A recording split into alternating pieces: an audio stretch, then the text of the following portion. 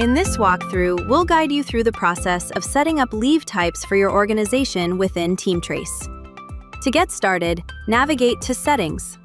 Under the Organization Setup section, select Leaves.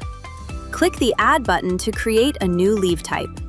You will be prompted to fill in the following mandatory fields: leave name, code, type, and branch.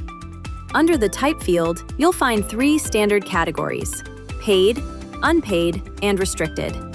It's important to note that this field defines the nature of the leave, not its name. For example, a leave named earned leave or sick leave may be classified under any of these types depending on your organization's policy. In the branch field, select the specific branch to which this leave type will apply. You may also add a description to provide additional context for the leave type. Once all required information has been entered, click Save to finalize and store the leave configuration.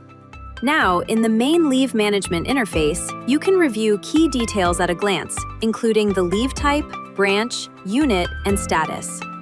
Should you need to temporarily disable a leave type, simply toggle off the status switch to deactivate it for your organization.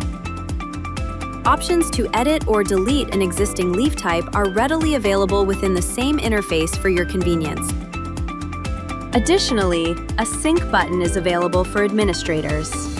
Clicking this will synchronize the configured leave balances across all users organization-wide, ensuring that any newly added users can correctly view their assigned leave balances as defined by the company.